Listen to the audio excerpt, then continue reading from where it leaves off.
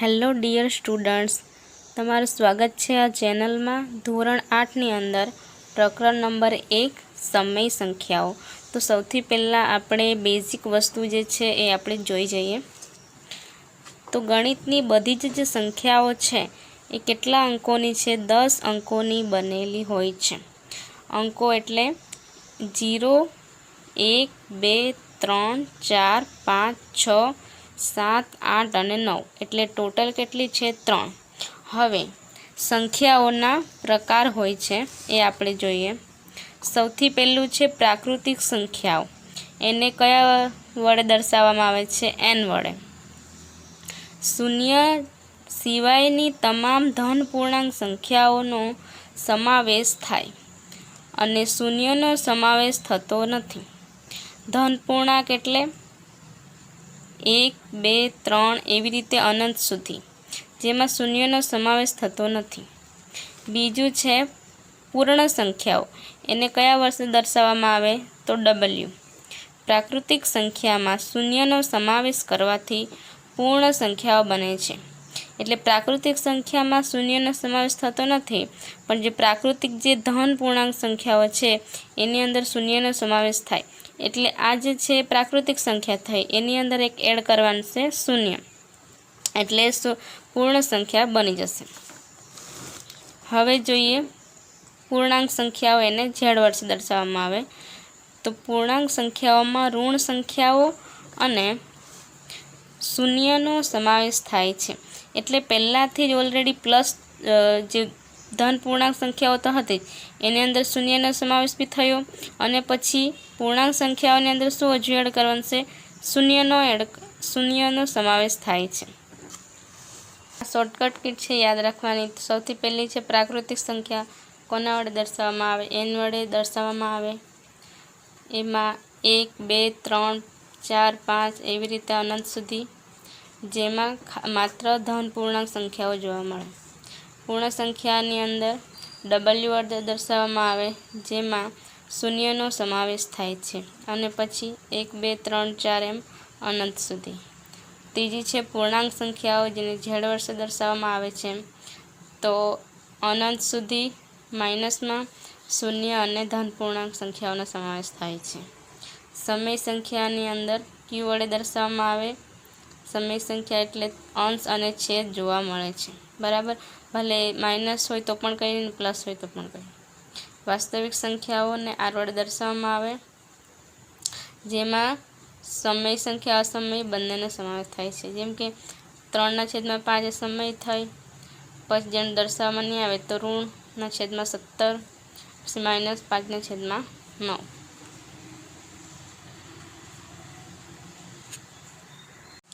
સમય સંખ્યાઓ. સમય સંખ્યાઓની અંદર આપણે સરવાળો જોઈએ.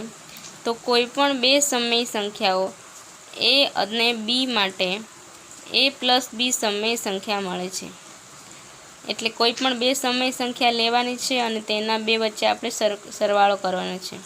દાખલા તરીકે 7/3 એક સમય સંખ્યા, સરવાળો કરવાનો છે એટલે સરવાળોનું ચિહ્ન, અને આ બીજી સમય સંખ્યા 6/2. એટલે હવે આપણે છેદ જે છે સૌથી પહેલાં એ સરખાવાના છે. તો 3 દુ 6 કરશું એટલે અહીંયા છેદમાં 6 આવશે, અને 2 તારી 6 થશે, એટલે છેદ જે છે એ સરખો થઈ જશે. એટલે જે છેદમાં જેની સાથે આપણે ગુણશું તે જ અંશમાં પણ આપણે તેની સાથે ગુણશું. એવી રીતે 6ને પણ 3 સાથે ગુણશું અને 2ને 3 સાથે ગુણશું. એટલે 7 દુ કેટલા થશે? 14, ને 3 દુ 6 છેદમાં સરખાવાના, અને 6 તારી 18 ને 3 દુ 6 એટલે છેદમાં 6 સરખા થઈ ગયા. હવે જે સરખા છેદ જે છે એ સરખાવી દીધો, અને જે ઉપર સંખ્યા છે એને આપણે શું કરશું? પ્લસ કરી દઈશું, એટલે 32 આવશે, અને છેદમાં 6. એટલે હવે ભાગાકારમાં આપણે એને જે સરખા હોય એ આપણે કેન્સલ કરશું, એટલે બચશે કેટલા? 16/3. હવે આપણે કહી શકીએ કે સરવાળાની જે ક્રિયા છે એ સમય સંખ્યાઓ માટે સંવૃત છે, એટલે કે આપણને આન્સર મળી જાય છે.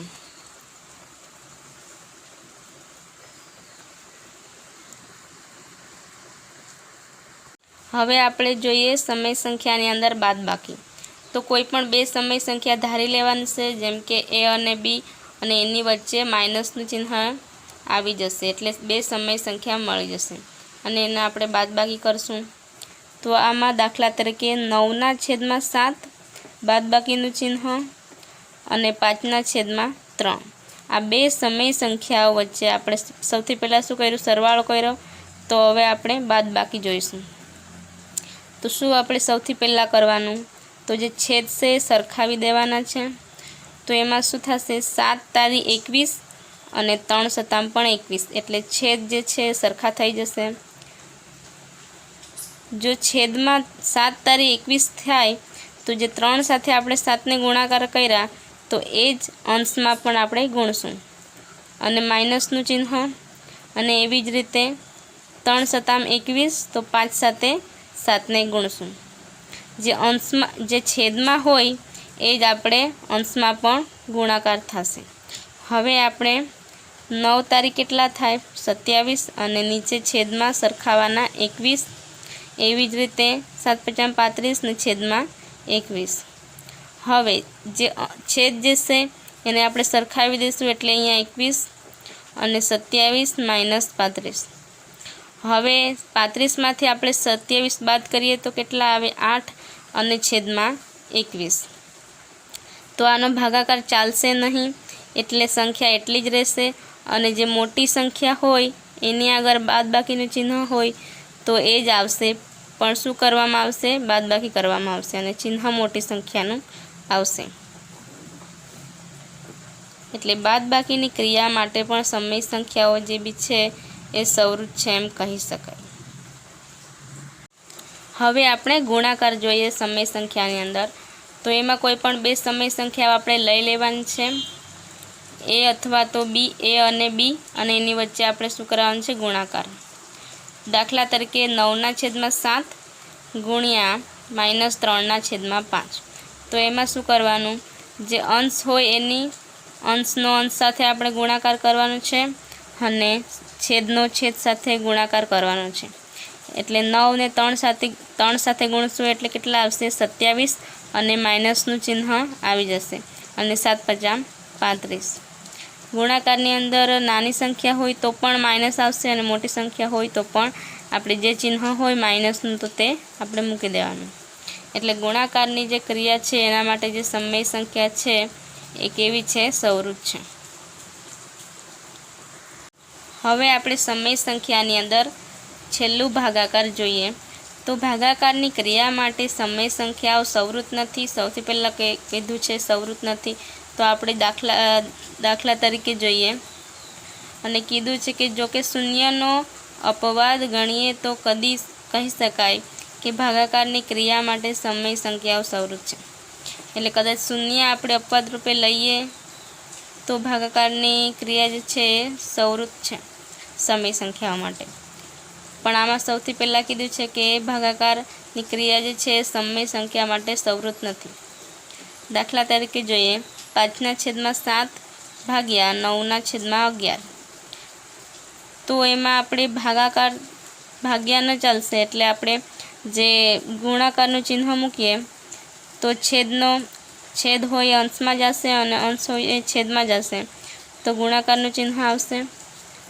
એટલે ગુણાકાર આપણે સૌથી પહેલાં જોઈ ગયા તો છેદનો છેદમાં ગુણાકાર થશે અને અંશનો અંશ સાથે ગુણાકાર થશે. એટલે 7×9 = 63 ને 11×5 = 55. એટલે કહી શકાય કે સંવૃત નથી.